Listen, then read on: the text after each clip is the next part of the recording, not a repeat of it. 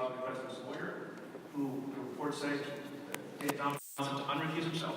What are you trying to do with the Attorney General for a long time, Jeff Sessions? As the Mueller report makes clear, and all the reporting makes clear, and Donald Trump's own tweets and statements make clear, it is his view that members of law enforcement, whether they were picked by him or someone else, should protect him.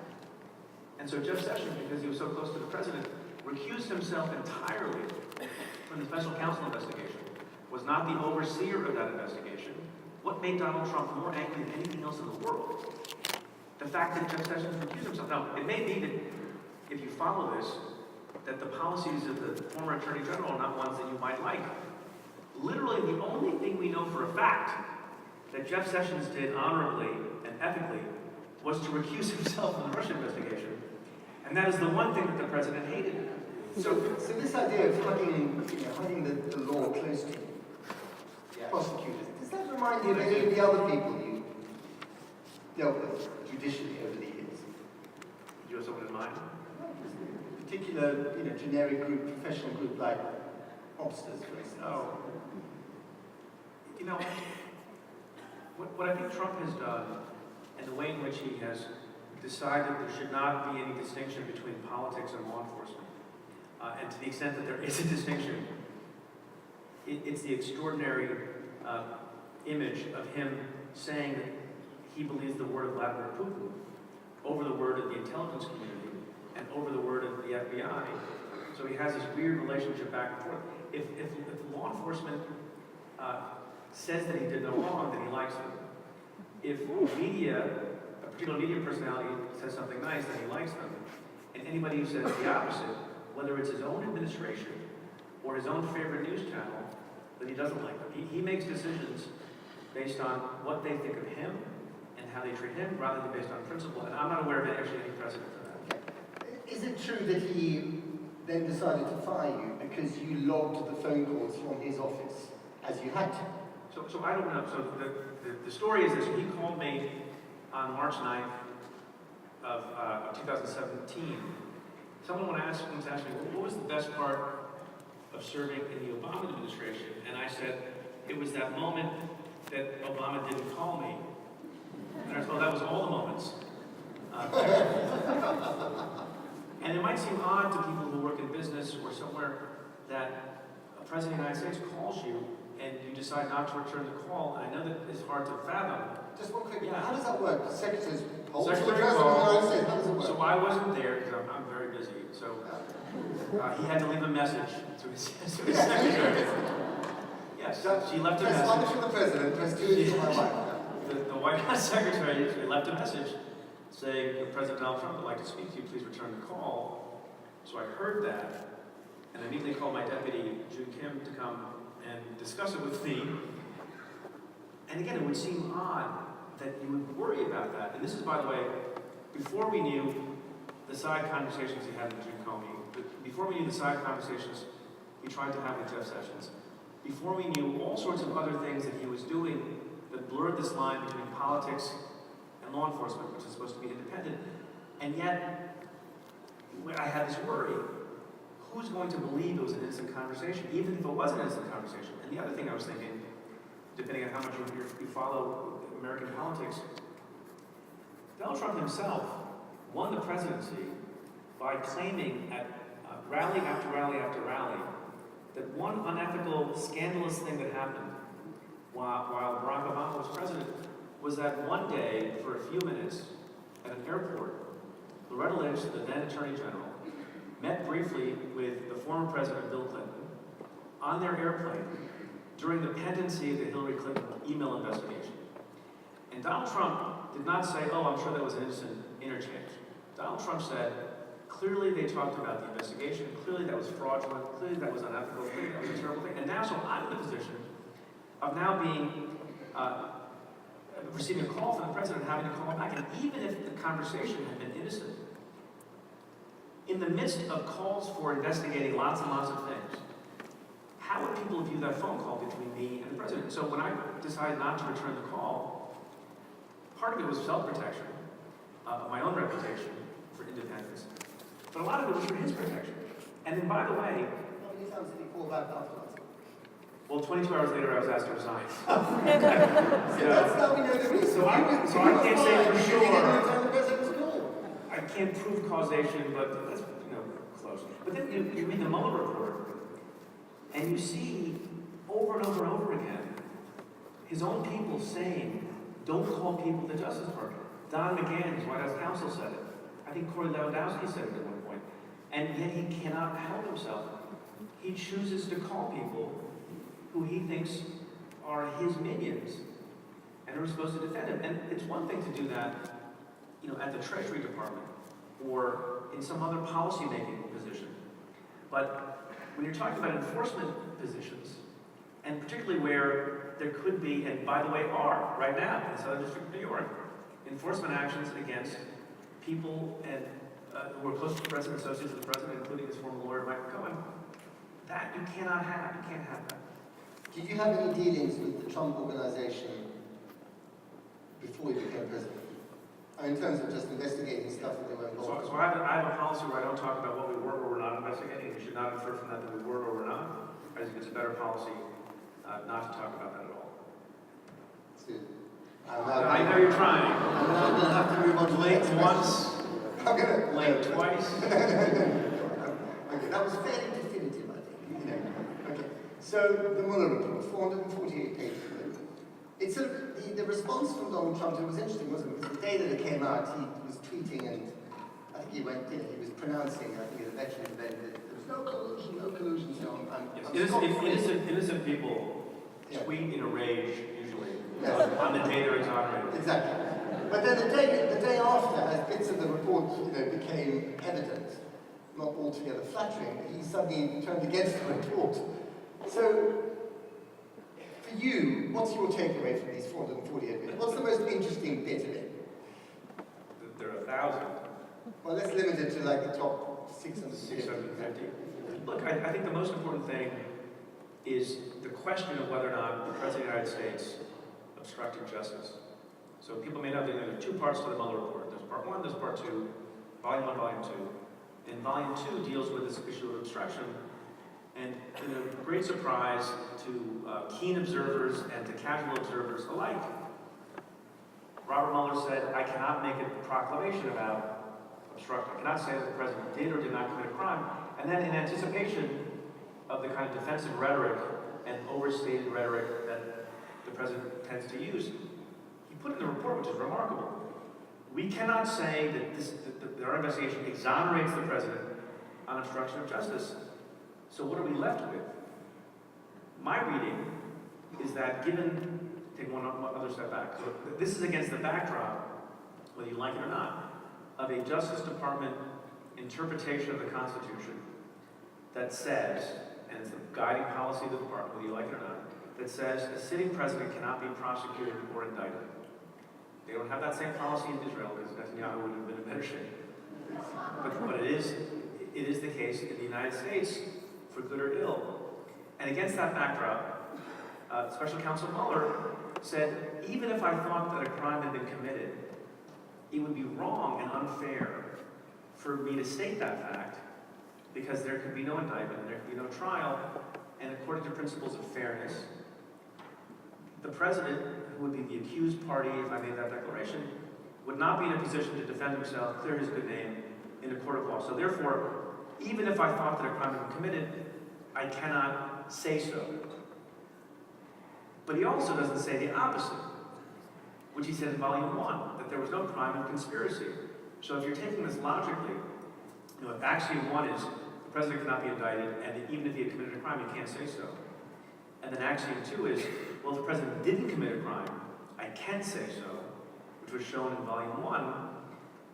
Then with respect to volume two, when he doesn't do either, it seems to me, if I'm doing the logic correctly, he believed the president committed a crime, but is bent over backwards not to say so, other than to list out in incident after incident after incident, I think, devastating evidence that obstruction of justice happened. Okay, so what does that tell you about Mueller then?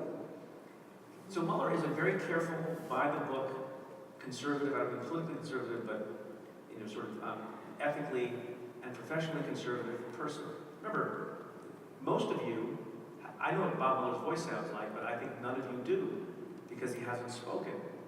He hasn't done a press conference. I don't know if you folks saw a video that went viral over the weekend. An American journalist found Bob Mueller leaving Mass, Easter Mass, and tried to get him to say a few things.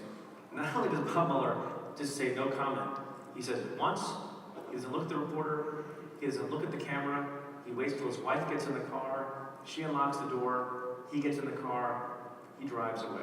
So what it tells me about Bob Mueller is he's by the book, he doesn't want to be expansive, he doesn't want to do that which goes against defined policy. I think it'll be interesting to see what happens if and when Bob Mueller comes to testify before Congress, which I think he will. I mean, other investigations, inquiries on this level, the people leading the inquiry have given press conferences, haven't they? I myself have done press conferences with Bob Mueller. So you should have really given a press conference after this. I don't know if he really should have. It was people noted that it was odd. There was a press conference. The press conference was done by the Attorney General and the Deputy Attorney General on last Thursday morning, without giving anybody the benefit of the actual physical report. And it seems to a lot of observers from across the political spectrum that was done to create some kind of spin about the report in advance. And people noted the absence of Bob Mueller and the absence of people who worked on the investigation. It was clear to me from that press conference that William Barr, the Attorney General, had not invited Bob Mueller. What is not clear to me is if he had been invited, would he have come? But it leaves you scratching your head a little bit, yes. Just, for the sake of the audience, just explain to us why American presidents cannot be indicted by the office. Hell if I know. There's a lot of stuff you don't know for, major attorney. I'll tell you why, because there's an opinion that there's a lot of debate over by the Office of Legal Counsel, which is basically,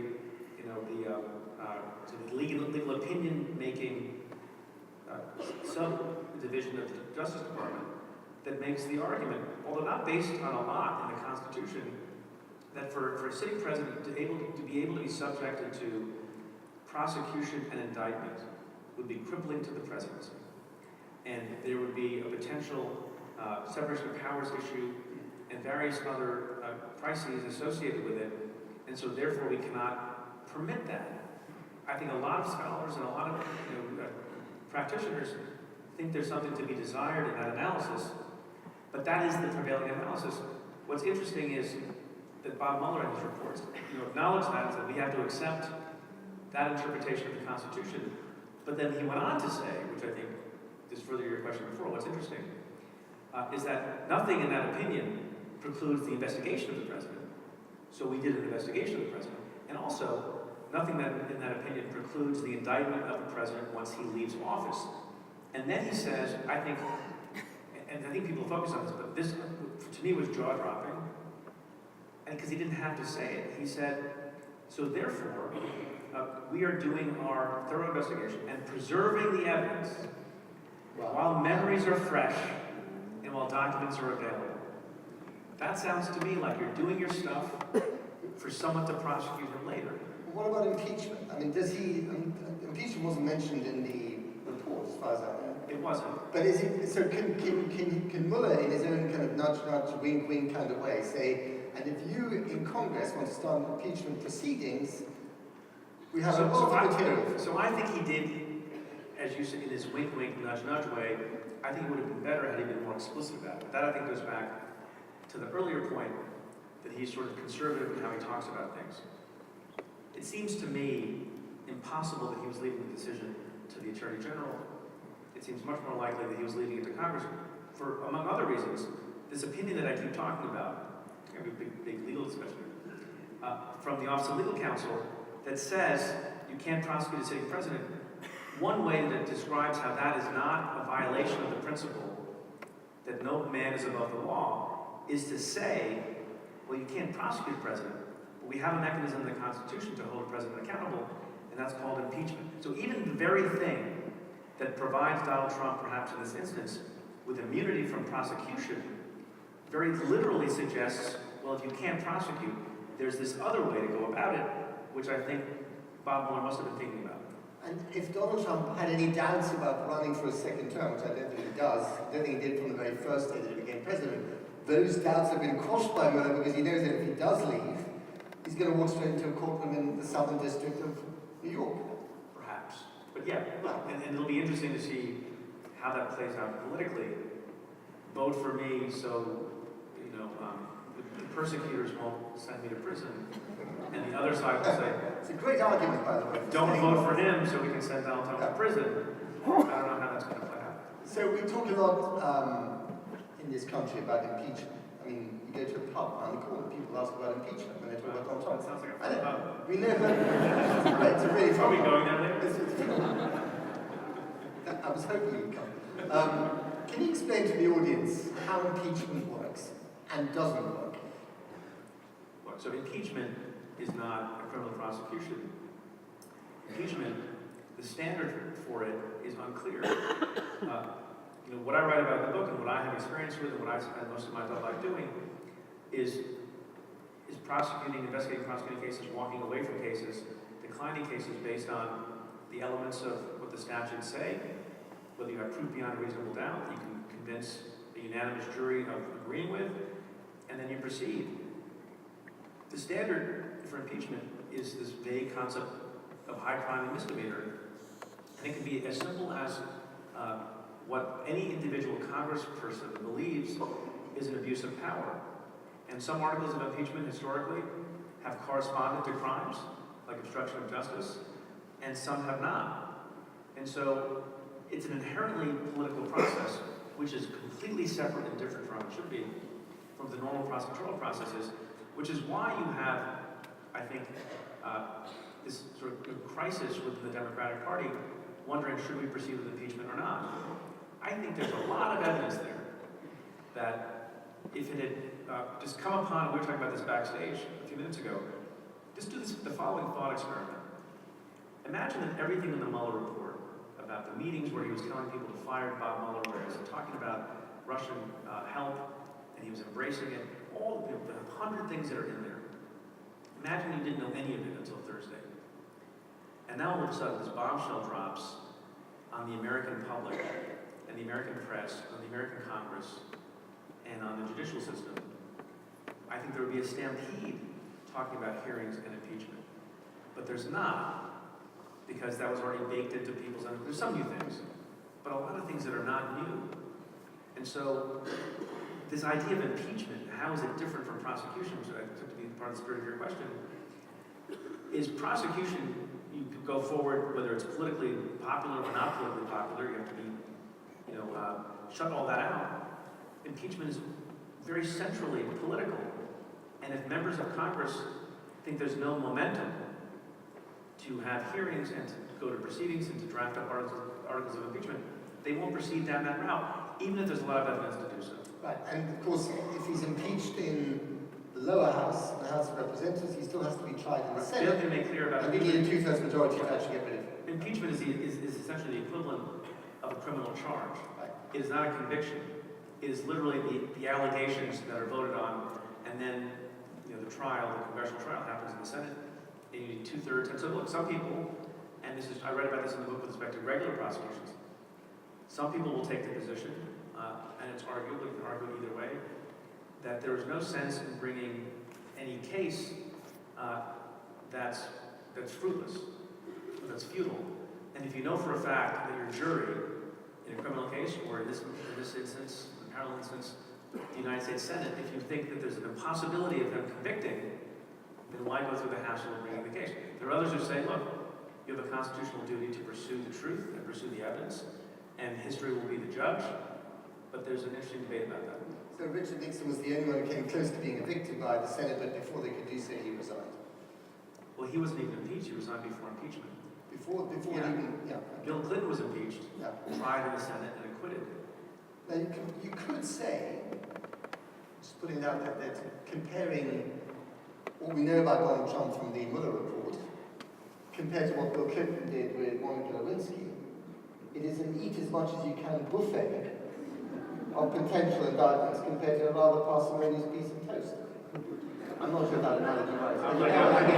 That's an interesting metaphor. Just prepping all for dinner later on.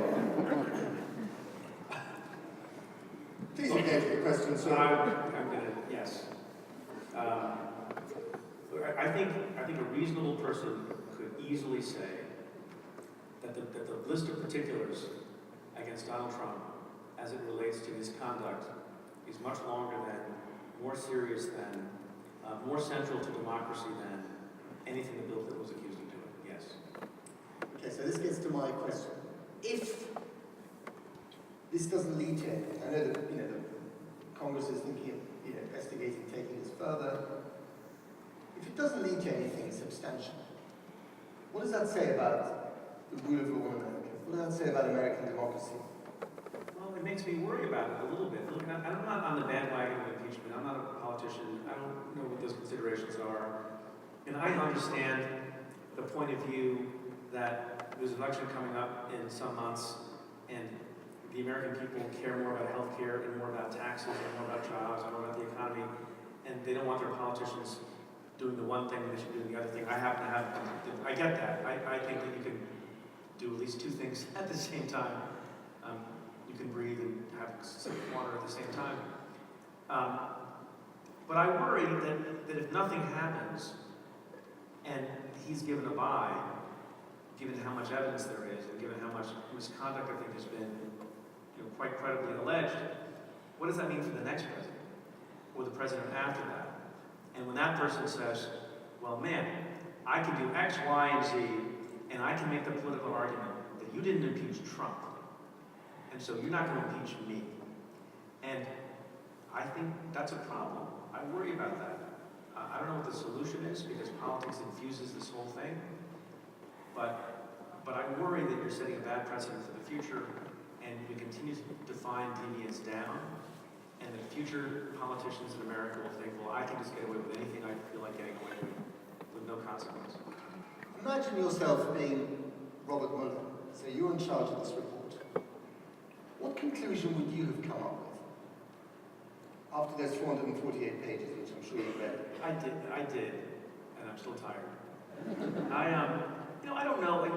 I had such enormous respect for Bob Mueller. I don't want to second guess him. I don't want to criticize him. Come on, him. You. Yes, but you're asking me, would you have done something differently? That's an implicit. I know what you're doing. You're very so suspicious. Where Where did that come from? We'll discuss this at the pub later. Look, here's the thing I think about it, because it's taken me a few days to come to this conclusion. So I can explain why Robert Mueller decided I'm not going to accuse the president of obstruction, even though I lay out chapter and verse all these ways in which he obstructed justice. I can defend that as a reasonably efficient counsel. But what bothers me about it is that in defending it and in suggesting, as I have today, that what he probably was thinking was X. He's probably thinking it should go to Congress. He's probably thinking this evidence should be preserved for another day. One of the podcasts I do was with a fellow former prosecutor, Ann Milgram, and we were discussing it on Monday morning when we were taping, and the more we talked about it, the more I said, you know what the problem is? Because she had said at one point, yeah, I agree with you. When you read between the lines, I think you're correct. And then I said, why the hell should you be reading between the lines on something so important and so significant? If you feel a thing, and I understand the constraints, so I can make the argument, but if you feel a thing and you feel that X or Y is true, it shouldn't be left to reasonably smart people who have practiced in that area and have that experience to wonder what the heck it is that you were intending. So I would have appreciated a little bit more clarity on what the intent was. I mean, you're all about the rule of law, upholding the rule of law. That's what this book is all about. And here you have a president who seems to quite happily trample over aspects of the rule of law. Shouldn't he be called out, in the most clear and logical language? Well, in a report like this. Well, to some extent, he was. If your verb is called out, he wasn't indicted. He wasn't accused of committing a crime. But boy, he was called out, chapter and verse, incident after incident, fact after fact after fact. But not in conclusion, not in conclusion, which is the big debate we're having. And maybe it will be left to someone else. But look, I take the point, and I have the same worry, that if Bob Mueller, the special counsel, believes that obstruction happened, but decides he can't, because of constraints, do anything about it, and if Democrats, I guarantee you, by the way, that a majority of Democrats, and maybe a significant number of Republicans, in their heart of hearts, believe that Donald Trump has abused his power, believe that he's done many things as alleged in the Mueller report, but they also have a different set of constraints, political and otherwise, and the combination of all those constraints and everyone worrying about their proper role, maybe overly, leads to a person like this president, as you say, perhaps getting away with things that we wouldn't want the future president to get away with. So I guess the big question, which also people want to know, is after 2.5 years of the Trump presidency, in the kind of ongoing battle between Donald J. Trump and the American rule of law, who's winning? Oh, I think it's early in the game. But the other thing, this is responsive to your question, and actually a central theme of the book. Laws are important. We say in America and the UK and lots of places that we are not a nation of we're a nation of laws, not a nation of men, which is an important principle, right? We need to have finely crafted laws, good regulations, a well-drafted constitution, but people matter. And as I say in the preface and throughout the book, the theme is no matter how good the laws are, or the procedures are, or the policies are, unless the people are honorable and have integrity and have decency and have ethics, you could go down the drain. And so when you ask the question, what is the tally between Donald Trump and the rule of law? One reason why the rule of law is hanging in there is because there are lots and lots of people who are doing the right thing. One of the most astonishing things about the Mueller report is that in case after case after case, when Trump asked somebody to do something that could potentially have been super clear obstruction of justice, that person declined to do it, right? And Mueller, I think, directly says, in some ways, some of the obstruction, much of the obstruction, not all of it, was unable to be accomplished because at every turn, people decided to disobey the president's orders. Don McGahn, the White House counsel, was told repeatedly, tell the acting attorney general, Rod Rosenstein, for these purposes, tell him to fire Bob Mueller. And what did Don McGahn do? By the way, I'm not a huge fan of his otherwise. And it's another example of how Donald Trump can make people who otherwise are mildly sketchy into superheroes. Don McGahn started saying he's going to resign, started clearing out his office, and said, I'm not going to be part of another Saturday Night Massacre. So the rule of law, I think, is hanging in there and is doing all right. A, because we have decent people who are willing to draw a line, and B, because there are certain structural, I think, safety mechanisms in the Constitution, such as life tenure for judges, such as the First Amendment for the press. And so even when Donald Trump, if he had his druthers, I really think this is true. And this is an important thing to think about. If he could have his way, I think he would shut down the New York Times. Does anybody have any doubt? I think if he could have his way, he would, on his own volition, remove particular judges from the bench and take away their life. I really think, and even if you think that's not definitely true, to the extent it may be true, that should make you really, really worry. So you have structural protections and you have human protections. So I'd say we're doing okay on the rule of law. But as another intelligent, smart Englishman said to me on my own podcast recently, Ed Luce, if he gets reelected, though, I want to revise my opinion. Well, I was going to ask you, if he gets reelected, we might be running out of Don McGahns. That's the concern. I think, over time, if the personnel are not in place to do the right thing for the right reasons in the right way, which is the mantra I recite in the book over and over again, which is what we were told in the Southern District of New York, then all bets are off. I agree with that. Let's talk about the law a little bit. I mean, I lived in America for 11 years now. I was always fascinated by... Actually, quite a few.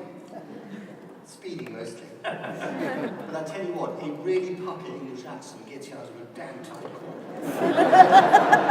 They think they're talking to Hugh Grant. So sorry, officer, really sorry.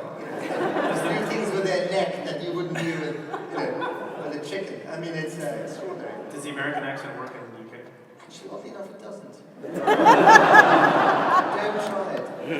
Although, actually, we missed America so much when we first moved here. We were stopping Americans in the street saying, "We love your accent," and they were totally confused. But anyway, so to get back, you're putting me off my question. To get back to my question, there's this sort of enormous respect for the law, and almost a romance, about the right kind of lawyers and judges and the judicial process. And then at the same time, lawyers are called the worst possible things, even worse than journalists. And so why is this American obsession with the rule of law? Where does that come from? Look, I think a lot of what America is about, and I think the UK is about, in good democracies, are about aspiration. And so a lot of my book is about aspiration. You try as best you can, and you set forth an ideal. As I said repeatedly, the mantra was do the right thing for the right reason, do the right thing for the right reason in the right way, and only that. It doesn't always work out that way. People are flawed. People don't always get everything right. People are human beings, as I also say repeatedly in the book. But the ideal of the law, the ideal that everyone can be treated equally, the ideal that it doesn't matter how rich you are, how powerful you are, you can be held accountable.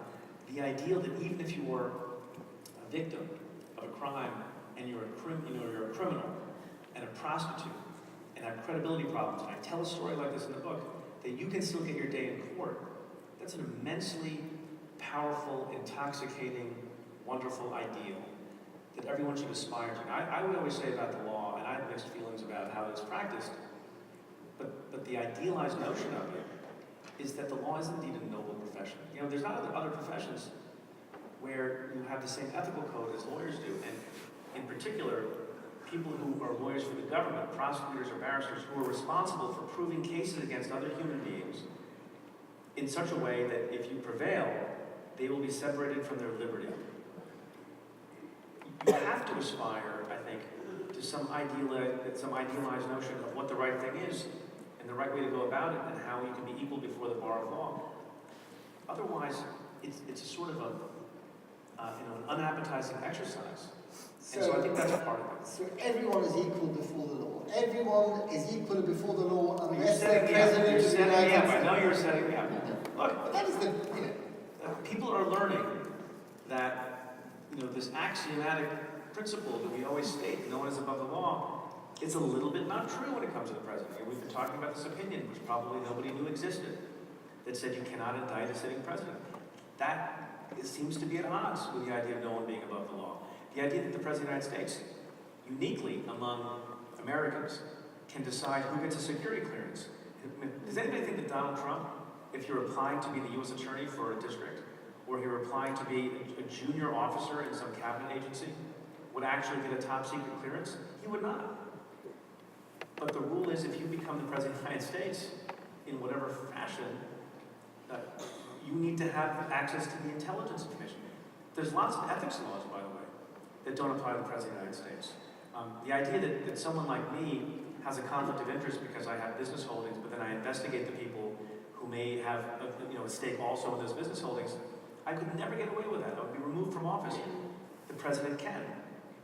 So one of the things I do, by the way, is I chair a task force with the former governor of New Jersey, Chrissy Todd Whitman, on exactly this question, on the issue of which norms are being trampled and maybe should be codified into hard laws. So the rule of law is wonderful, and adherence to actual statutes and constitutional principles is wonderful.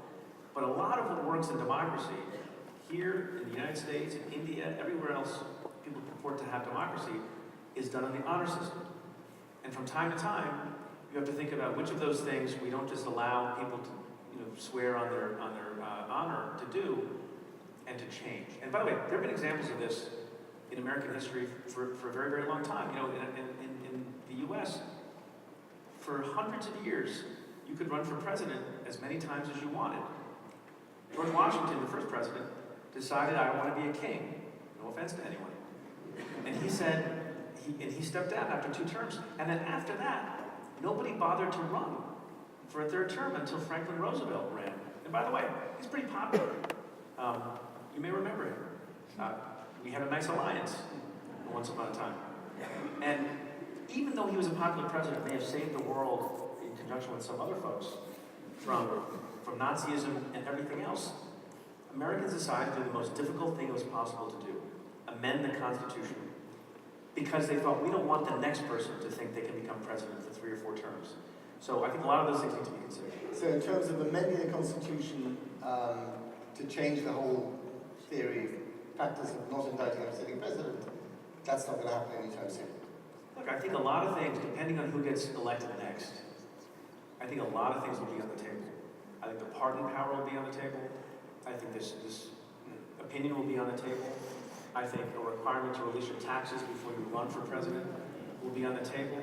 I think whether you can hire your daughter and your son-in-law. That's definitely off the table. I think all of those things will be considered in a very significant way in the next term. Okay, we've talked about Donald Trump now for 40 minutes, and I was only going to talk about him for 38 minutes. So let's open up the floor to questions. I'm not sure how that works. Do we have a roving microphone? Or just shout? I think you're just going to shout. Yes, gentlemen in the front. We have 4 microphones. Well, why don't we hand this gentleman in the front row? If you'd like to stand up, introduce yourself. Hi, my name is Karim. I'm a PhD student at the University of Cambridge. I'm also an American.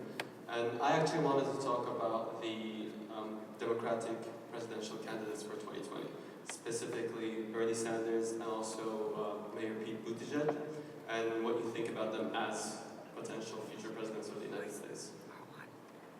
Thank you for your question. So I'm not a political analyst. I'm a private citizen. So I don't have any horse in the race. I think the Democratic field is very impressive. Before I flew out here on Monday night, CNN had a series of town halls with I think 4 or 5 candidates, and I watched a number of them before I had to leave for the airport. All of whom are smart. All of whom care about the law. That's what I care about. All of whom care about, I think, improving people's lives, and are incredibly diligent and smart. Probably Bernie Sanders is not accord with my politics as much as maybe some other people do. There are a few members of the field who I have a personal relationship with, and I know Kamala Harris, who is, who I think is incredibly capable, incredibly smart, who is half Indian and half African American, and she was the city district attorney and then the attorney general in California, and we have some law enforcement background together. We participated in events together. I also have gotten to know Pete Buttigieg, the 37-year-old mayor of South Bend, Indiana, who a lot of people discounted, and who appeared on my podcast, Stay Tuned with Preet, a few weeks ago, and at that same time began to rise tremendously in the polls. No coincidence. Obviously, it's because he was on my podcast. And if you think that's just a coincidence, then you clearly don't believe in God. So, I think that Pete Buttigieg is incredibly interesting. And if you look at the polls now, it's very, very early, it doesn't mean anything. In Iowa, New Hampshire, where the first battlegrounds are, I think he's in 3rd place behind Joe Biden and Bernie Sanders. It's Pete Buttigieg. And he has a great line, and I don't know if it'll sustain him throughout the campaign.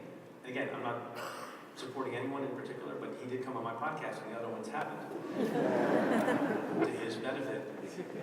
He says, look, and maybe there's some truth to this, not just in the United States, but in the UK and everywhere else, that people want to change from the thing that they just had. And that was true when Obama succeeded Bush. It was certainly true when Trump succeeded Obama. And Pete Buttigieg has this very winning phrase. He says, look, people want something that's the complete opposite of what they have. What could be more different from Donald Trump than a 37-year-old millennial, veteran, openly gay mayor of a Midwestern town? So who speaks 7 languages. We have someone who speaks 0.7 of the language.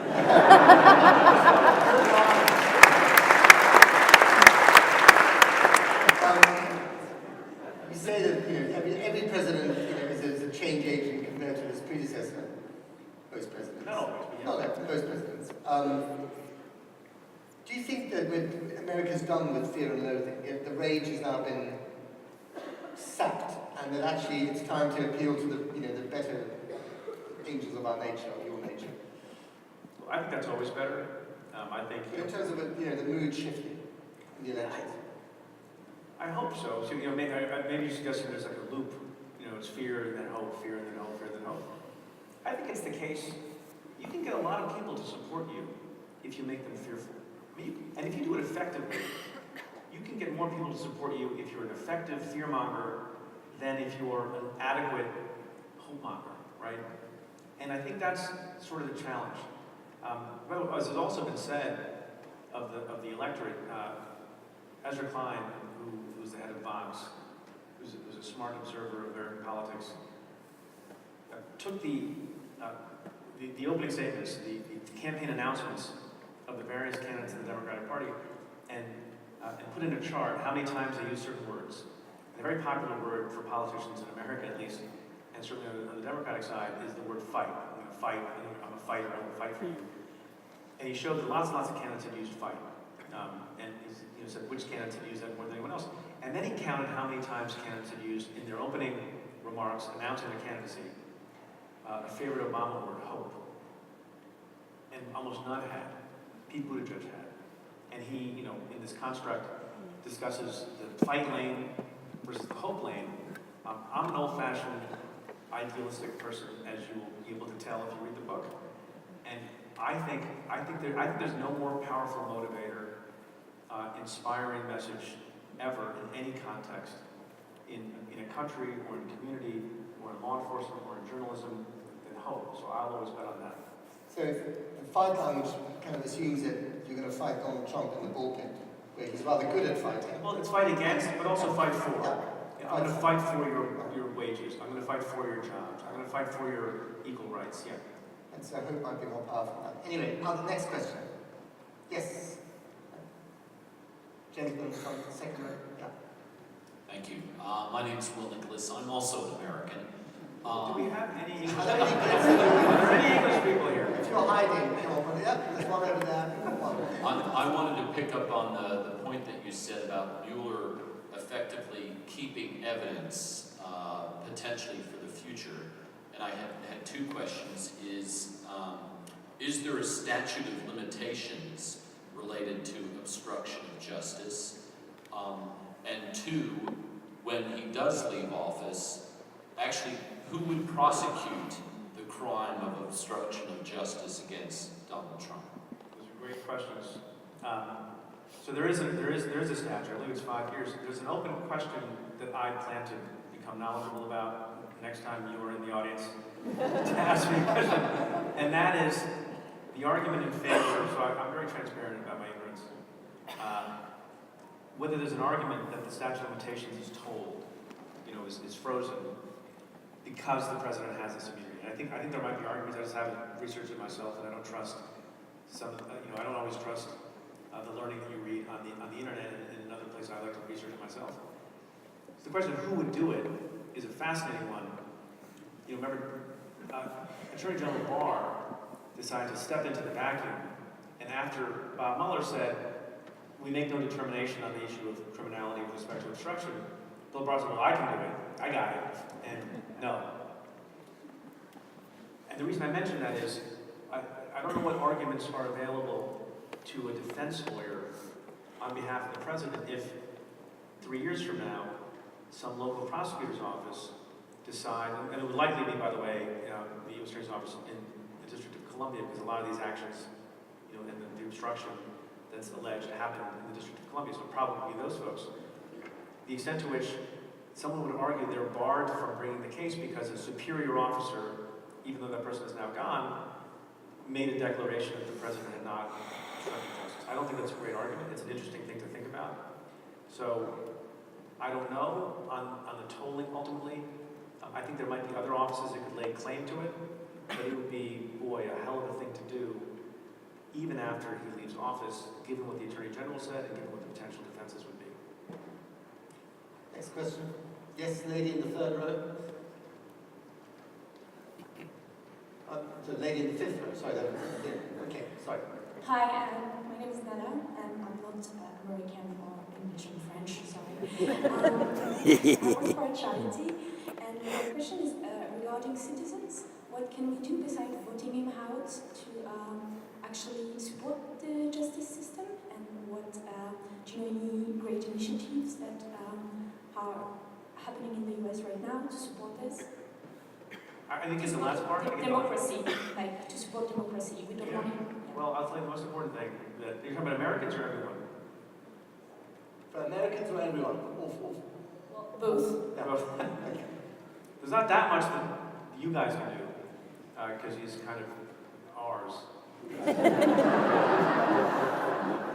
can encourage you. But encouragement is greatly appreciated. Look, the most important thing people can do is to vote. I don't know what the rates, I didn't check this before I came. I don't know what the voting rates are in the UK and in France and other European countries. I'm guessing it's a little bit higher than America. You know, I don't have the exact stat, I used to know this precisely. Even though you think the whole world revolved around the 2016 election and how much attention it got, how much oxygen it took up, I think the participation, the voting rate was lower than it had been in 20 years. Even though everyone said there was so much at stake, and boy, there was a lot at stake. So participation either by voting, and it sounds like basic stuff that we say all the time, and yet it doesn't come to pass. I think it might be. I think we had historic levels of participation in the midterm election in 2018 in America. But you need people to vote. You need people to speak up. You need people to call, what's the phrase, call BS when they see BS. You need people to not be satisfied with departures from decency, with departures from upholding norms and upholding important institutions of democracy in America or anywhere else. You need people to be brave. You need people to be courageous. You need people to not shut it out and give up. You need all those things, and you need people to decide to go into important positions, to stand up to a president, or to cause better policies to be done. And by the way, the hope I feel is in lots of instances over the last couple of years in America where terrible things have happened. Whether you're talking about the president deciding that he wanted to ban all Muslims were coming into the country. There was a lot of legal fighting about it. A lot of people stood up and said that's wrong. When he decided to separate in an absolutist policy at the border children from their parents, a lot of people stood up and said something about that. Outside of presidential politics, when we have these massive shootings, like we did in Parkland, Florida, I came down one day in my house downstairs, and my own children, who we had not, we're sort of, a news hound home, but my wife and I had not told anyone, you need to march, or you need to make signs. And my kids were making signs, and they said, we want to march. I've marched more as a 49 and 50-year-old man than I ever did when I was 18 or 19. My daughter was about to become 18. So I think a combination of all those things. So is he the revival of American democracy, or it's He may be. Look, he may be. Look, some people argue that it's the golden age of journalism, notwithstanding the fake news mantra that's uttered over and over and over again. There is an unbelievable amount of, I think, courageous and honest reporting that's going on. There's an unbelievable amount of, I think, activism that's going on. There are a lot of people who have never thought about politics before. Think about it now. I'll give you another example. It's more close to home and somewhat self-aggrandizing. I have a podcast that like hundreds of thousands of people listen to. I do. It's called Stay Tuned with Preet. But the point is, I don't think anybody would have listened to a former prosecutor or lawyer. And I don't think this room would have been filled some years ago. There are a lot of people in America and everywhere else who are much more thoughtful citizens than they used to be. They want to understand how it works. They want to be involved. They care about their country. And they were, I think, able to ignore politics and focus on other things that may be more important for a long time. And now they're focusing more on politics and how their country is operating. And I think that's how you change things. Question from the gentleman over there. Okay. Hi, sorry, another American. Oh my God. Non-Trump question. What's your opinion on the use or overuse of plea bargains in the sort of local, municipal, county level judicial system? So that's an important question. I didn't practice at the local municipal level. We practiced at the federal level, where most of the crimes we investigated and we charged were really significant and a big deal.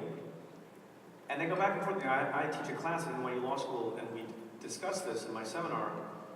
On the one hand, I think the trials are an amazing,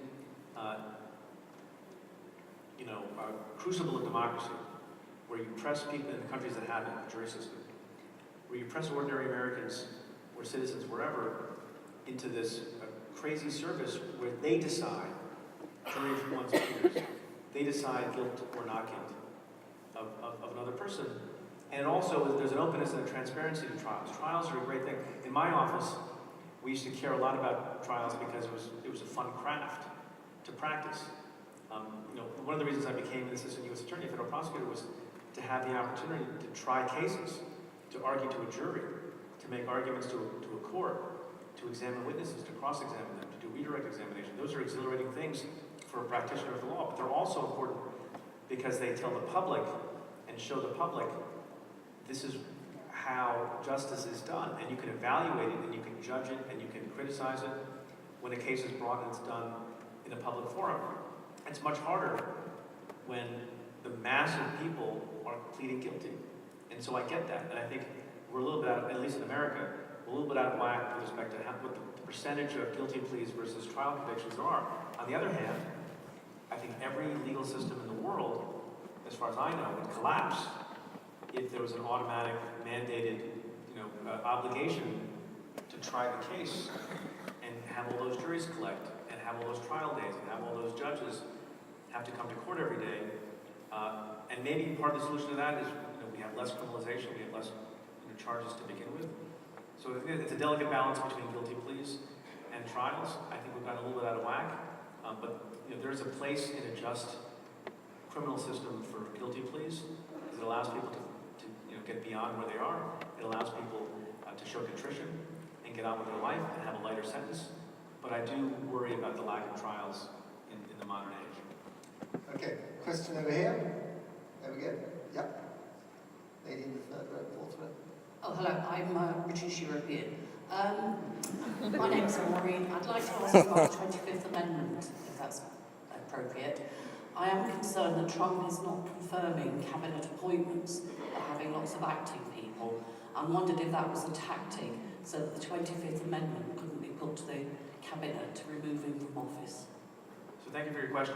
The 25th Amendment to the Constitution, for those of you who are not schooled, people are learning a lot of things about the Constitution they didn't know before because of Donald Trump. It's a mechanism by which a majority of the cabinet can decide that a president is no longer capable of fulfilling the obligations of the presidency and can remove the president, but then there also has to be a vote in Congress.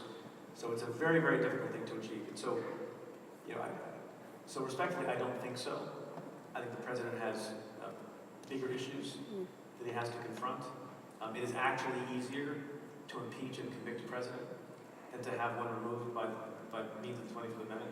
There was some reporting in the last number of months that in the days after Jim Comey was fired dramatically by the president, that Rod Rosenstein and others who were at the top levels of the Justice Department, either jokingly or not jokingly, at least made reference to the 25th Amendment, how that might be needed. The likelihood of that is very far off. And the other thing I would say respectfully is I worry that, I'm not saying this about you, but I worry that there are lots and lots of people in America and in other places who legitimately and in good faith want the president to be gone and think he's doing damage to the country and sending America in the wrong direction, but they're laying their faith too much in these Deus Ex Machina solutions like the 25th Amendment and quite frankly like Bob Mueller. And what really will matter is the kinds of things that I was answering this other question, when I was answering this other question, is I would rather people focus their time not on the niceties of the 25th Amendment or on the OLC opinion that says you can't indict a president, and more, if you're an average person, on voting, on getting the word out, on standing up, on speaking, on making sure that in 2020, when the rubber really hits the road and the 25th Amendment is not an option, and indictment is not an option, that the ballot box is where you turn the country around.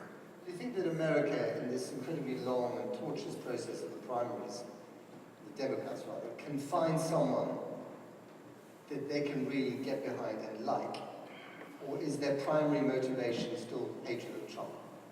Because you've got to like your own candidate to go to the next I don't think that those things don't seem to be in conflict for me, again, as a non-political pundit. People, you have to like the person going to be voting for. And if I think there's a consensus behind someone who everyone likes to some degree, then that's the way you're going to beat Donald Trump. I also think that people need to be careful on both sides of this issue of whether or not there should be a purity test for a candidate, given that so many people think that the country is such a crisis that we invoke the 25th Amendment. We talk about Bob Mueller delivering us from his presidency. Do you accept someone who's imperfect based on your own political litmus test, ideological litmus test, if that person has the best chance to send Donald Trump back into private citizenship? I think that's a very important question. I don't know how it's going to play out, but I think a lot of people are rightly worried about that. Let me ask you another one as a non-political, non-pundit citizen of the United States. I mean, we're very busy in this country not liking Donald Trump. Are there things that he's done that are good? Yeah, two things. One is that he's gotten a lot of people to care about democracy and to rise up and to enter the fray, which I've been saying all along. Which I'm sure he would chalk down as well as a massive victory. The second thing, there has been some reform in criminal justice and a ratcheting back, not in a dramatic way, but a little bit. Something called the First Step Act that passed the Congress and was signed by the president. That's a good thing. Sometimes it's the case that only someone who acts as harshly as he does on criminal justice issues otherwise can get passed because you have a Republican Senate. So that's not a bad thing. What I think is maybe the more interesting question is not what he's done that's bad, but all the things that he could do.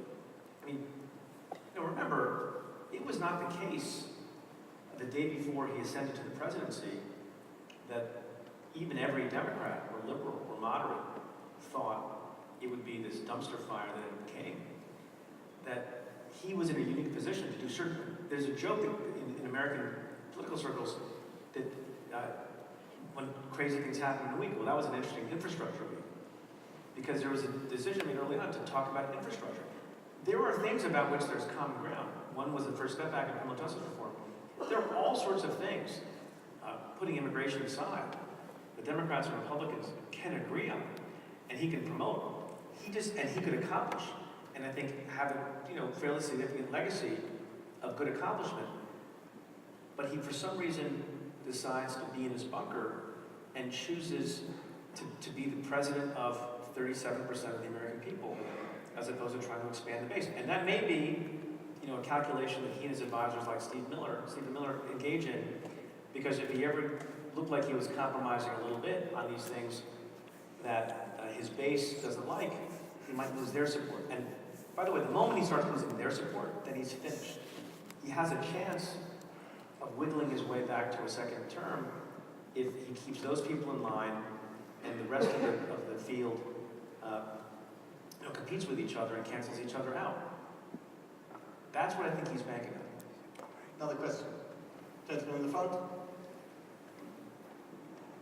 You were talking about the town halls that you watched. There was one question that came up about people who are incarcerated, whether they can vote or not. And a couple of the candidates answered differently. I was wondering what you thought as a prosecutor, whether people who are currently in jail for felonies should be able to vote, or when they're out, whether they should be able to vote or not. So I'm one of the few prosecutors who's taken the position publicly and have advocated that, unlike the case in lots of states in America, that once you've served your time and once you've been in prison, then you should be able to vote. I think it's a more complicated question with respect to people who are currently incarcerated, in part because you have sort of logistical question of sort of where is a resident, and if you have a place of incarceration somewhere with a number of inmates and not that many other residents, so where are you supposed to vote? So I need to think about that further. I think it's a more complicated question.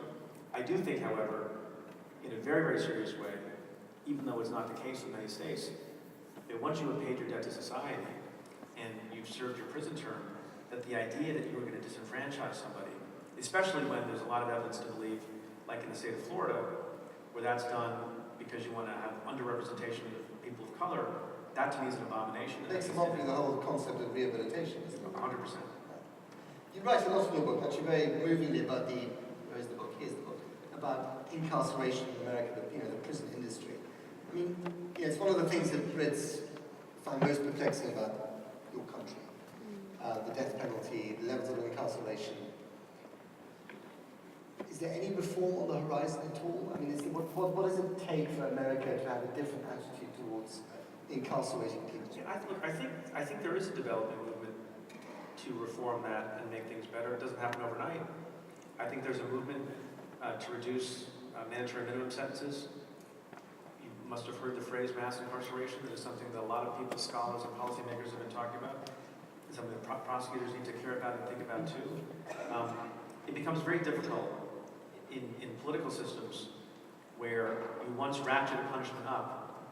It becomes difficult unless circumstances really change a lot for politicians to say, okay, well now we can ratchet it down because God forbid someone commits a crime and that's a commercial that someone can run.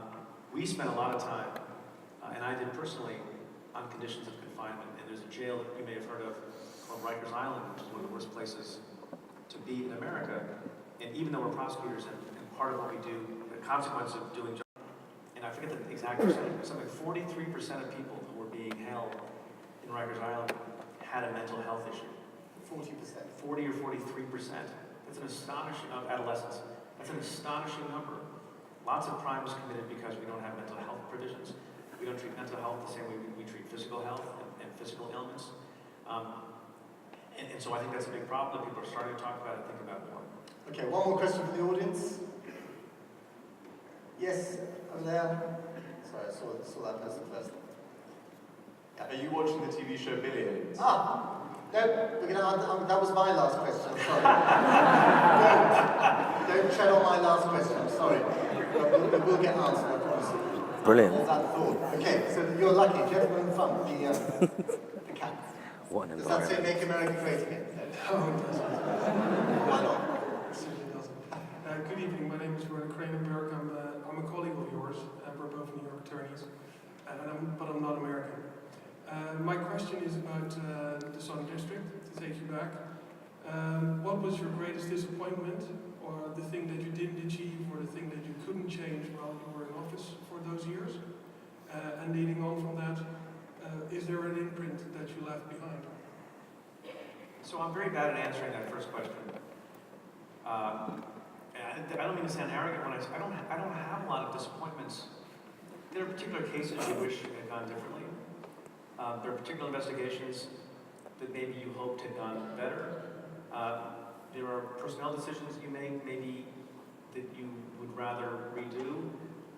There are a couple of times, I talk about this in the book, where I maybe spoke publicly in a way that I shouldn't have and got me in a little bit of trouble with a judge, a couple of occasions. But I consider that all sort of small things. What I'm proud of is that overall, and this goes to the second part of your question, that there was no overarching, I think, morale failure or worry that I had that we went down the wrong path or that we lowered the reputation of the office. And so, when people would ask me, what the opposite question that you asked, when people ask, what's a case you're most proud of, or is it something you want to be remembered for? I don't think that at all. That's not how I thought about it. What I thought about was the legacy and reputation of a storied office, and we didn't get a chance to talk about it. But that office is a place that existed at the founding of the country in 1789, and people who had the position of United States Attorney went on to become Secretary of State, Secretary of War, Supreme Court Justice.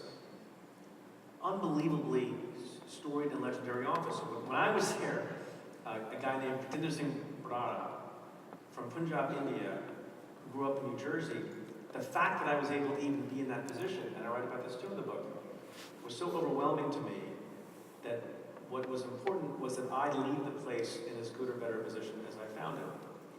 And so over 7.5 years, what was important to me was not that we expanded our cyber threat prosecutions, not that we did a lot of protection of communities through gang prosecutions, not that we reformed the way we did a lot of different things, not the way that we went after certain kinds of corporate fraud, but that overall, we ushered in a new generation that was just as good as the generation before, and where the continuing values of the place matter, and that is integrity, honesty, candor with the court, candor with the public.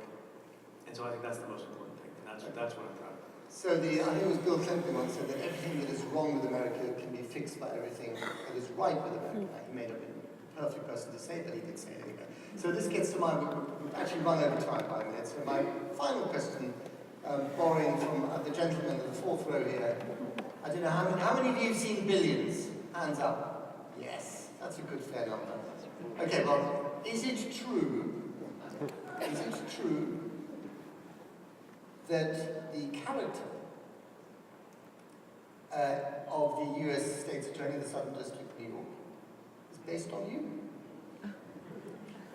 And those of you who know the series will understand how loaded that question is. And those of you who don't, go watch it tonight. I'll explain. So Billions is a series on Showtime that stars a United States Attorney for the Southern District of New York, played by noted Indian American actor Paul Giamatti. and he is in, starting with the first season of Battle with the head of a hedge fund, played by, now I'm forgetting the name of the actor, but we all know him as Brody. Damian Lewis, thank you. And so, there are suggestions by the producers who I know and who are nice and smart people that it's based a little bit on the back and forth that our office had with a different hedge fund leader. I met with Paul Giamatti before he started filming. We had dinner, and we talked about the case, and it was very exciting for me. As you might imagine, I have very proud Indian immigrant parents who live in New Jersey, who found out there was going to be a show that they could at least arguably claim was based on their son, the very powerful United States Attorney for the Southern District of New York. So they told all their friends, you should watch the show, and it was going to premiere on a particular Sunday, 3 or 4 years ago. And I told people, my parents really were like, you have to watch the show, it's about Preet. And so, for those of you who haven't seen the show, so they're telling everybody. So every Indian in America is watching this goddamn show. That's the very first scene. So the opening scene of the show is Paul Giamatti, literally, the opening minute it opens up on Paul Giamatti, the United States Attorney, Chief Federal Law Enforcement Officer in Manhattan, very powerful job. And he is shirtless, and he is tied up. And someone thought that was really funny. He gets, and it's not a hostage. Hold on to your horses, young lady. So then you see a woman enter the scene, and she's wearing a stiletto heel and other things, and she steps on him, and now you realize it's an S&M scene. You guys don't know what that is? And she's smoking a cigarette, and then she puts the cigarette, so he's the submissive one. Already tells you it's highly fictionalized. So she puts the cigarette out on his chest, and then, and I'm sorry to have to tell you this, he yelps in pain, and she assuages his pain by standing over him and engaging in the bodily function. The point of which is, my parents have never mentioned the show again.